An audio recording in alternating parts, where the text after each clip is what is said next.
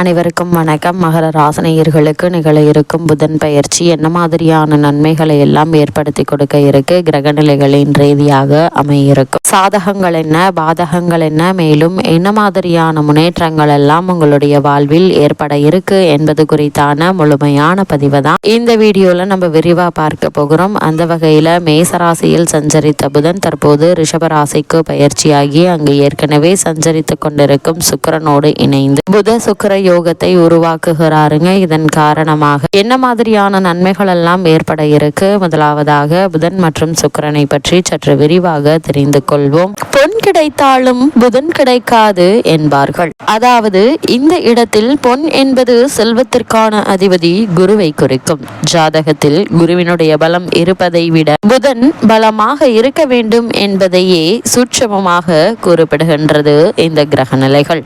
கல்வி, கலை, வித்தைகளுக்கு அதிபதி புதன் கிரகம். எந்த ஒரு விஷயத்தையும் கண்ணால் பார்த்தவுடன் அதை கையால் செய்வதற்கு புதனுடைய அனுகிரகம் வேண்டும். கற்றவர்களுக்கு சென்ற இடமெல்லாம் சிறப்பு. நன்கு படித்தவர்கள் கை நிறைய சம்பளம் வாங்குவதை கண்கூடாக பார்க்கிறோம். நம் வாழ்க்கைக்கு அடிப்படையான கல்வி செல்வத்தை வழங்கக்கூடியவர் புதன் பகவான். புதன் ஒரு விசித்திரமான கிரகம்.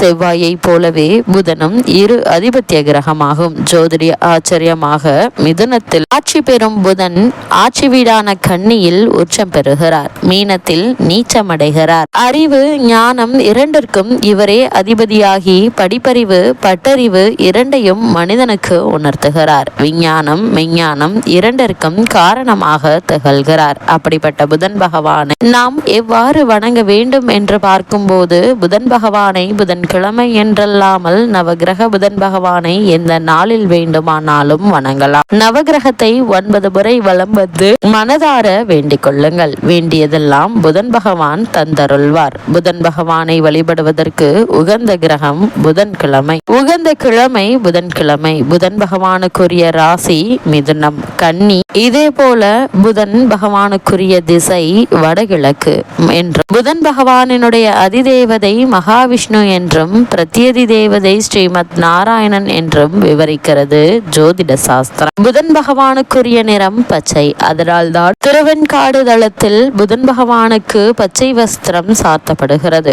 புதன் பகவானின் வாகனம் குதிரை. பச்சை பயிறு புதன் பகவானுக்கு விருப்பமான நைவேத்தியம் என்றும், வெண்காந்தம் மலர் கொண்டு அர்ச்சிப்பது சிறப்பு என்றும், அவருக்கான ஆபரணம் மரகதம் என்றும் விவரிக்கிறது திருவெண்காடு ஸ்தல புராணம். புதனுக்குரிய பரிகாரம் என்ன என்று பார்க்கும்போது 6 லக்னங்களில் பிறந்தவர்களில் புதனின் வலு குறைந்து பலவீனமாக இருப்பவர்கள், படிப்பில் மந்தமாக உள்ளவர்கள் சீர்காழிக்கு அருகில் இருக்கும் திருவெண்காடு எனும் ஊரில் கோயில் கொண்டிருக்கும் வேதாரணேஸ்வரரை புதன்கிழமையில் சென்று வழிபட்டால் நல்ல பலன்கள் கிடைக்கும். சென்னையில் இருப்பவர்கள் போரூரிலிருந்து குன்றத்தூர் செல்லும் வழியில் இருக்கும் கோவூரில் குடிக்கொண்டிருக்கும் சுந்தரேஸ்வரரை வணங்கினால் கூடுதலான பலன்களை பெறலாம். புதன் பகவானை வழிபடுவதற்கு ஏற்ற நாள் மற்றும் நேரம் என்ன என்று பார்க்கும்போது நோய் தீர்க்கும் திருத்தலம் என்று போற்றப்படுகிறது திருவெண்காடு. திருவெண்காடு புதன் பகவானை வழிபட புதன் பகவான் உச்சம் மற்றும் ஆட்சி பெறும் புரட்டாசி மாதமும் ஆட்சி பெறும் ஆனி மாதமும் புதன் பகவான் நட்சத்திரங்களான ஆயில்யம், கேட்டை, ரேவதி ஆகியவை வருகின்ற புதன்கிழமைகளில் புதன் ஓரையில் வழிபட்டு பரிகாரம் செய்வது மிக மிக சிறப்பானதாக அமைகிறது. அதே போல புதன்கிழமையில் புதன் ஓரை காலை 6 மணி முதல் 7 மணி வரையிலும் இரவு 8 மணி முதல் 9 மணி வரையிலும் புதன் பகவானை வழிபடலாம். அதே போல சுக்கிரனை பொறுத்தவரைக்கும் சுக்கிர பகவான் மாய மந்திரங்களுக்கும் தந்திர வித்தைகளுக்கும் அதிபதி என்பதால் தீய சக்திகளுக்கும் எதிர்மறை எண்ணங்களுக்கும் அஞ்சுபவர்கள் சுக்கிர வழிபாட்டால் பலன் பெறலாம்.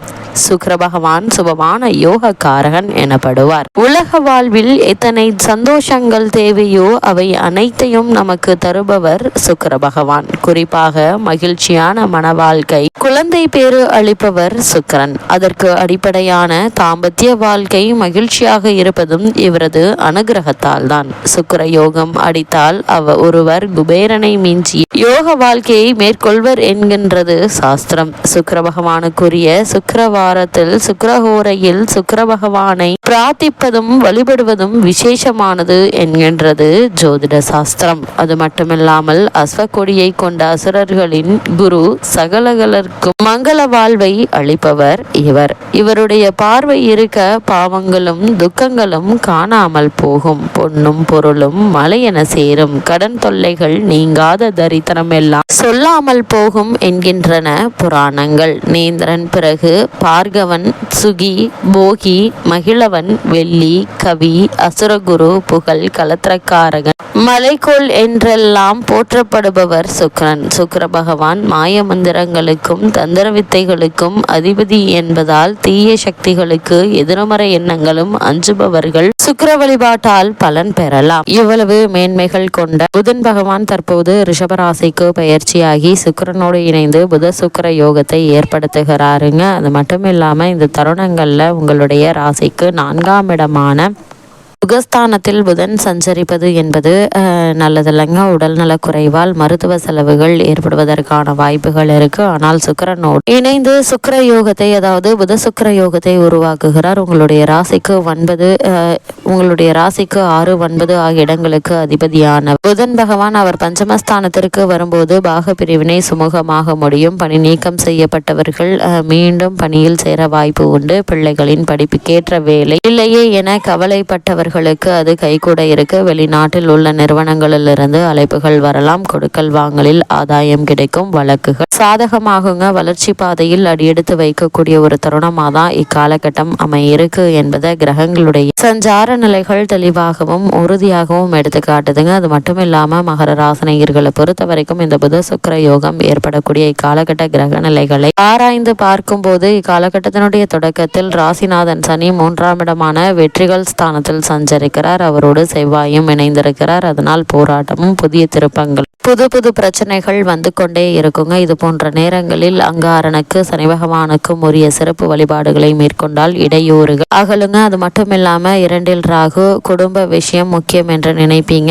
7 சனி விலகியது பல விஷயங்கள் உங்களுக்கு கஷ்டத்தை குறைக்கும். உங்களுடைய மனநிலையை பலமாக்குங்க. போட்டித் தேர்வுகளில் வெற்றி கிடைக்க இருக்கு. பூர்வ புண்ணிய ஸ்தானத்தில் உள்ள சுக்கிரன் தொழில் வளத்தை பெருக்குங்க. ஆடை ஆபரண சேர்க்கை கிடைக்க இருக்கு. 4இல் சூரியன் இருப்பதால் வீடு, நிலம் தொடர்பான சொத்துக்கள் சேர்க்கை உண்டாகும். அரசு வழி காரியங்கள் சாதகமாகுங்க. 5இல் சுக்கிரன் ஆட்சி பெற்று இருப்பதால் கலைத்துறையினருக்கு நல்ல உற்சாகமான வாய்ப்புகள் வருங்க. பிள்ளைகளால் பெருமை சேர இருக்கு. வீடு, வாகனம் போன்றவற்றில் ஒரு பிரச்சனையும் இருக்காதுங்க. அதே போல் இத்தருணங்களை நீங்கள் எதை செய்ய நினைக்கிறீர்கள் அதை செய்து முடித்து வெற்றி காணக்கூடிய ஒரு தருணமா இந்த புத சுக்கிர யோகம் அமைகிறது. இத்தருணங்கள்ல கிரகநிலைகளின் ரீதியாக கூறப்படும் பரிகாரம் என்ன என்று பார்க்கும்போது சனி பகவான் வழிபாடு உங்களுடைய பல முன்னேற்றங்களுக்கு வழிவகுக்கும் என்பதை கிரகநிலைகள் உறுதியளிக்குது. சனி பகவான் வழிபாடு உங்களுடைய பல முன்னேற்றங்களுக்கு வழிவகுக்கும் என்பதை கிரகநிலைகள் உறுதியளிக்குது.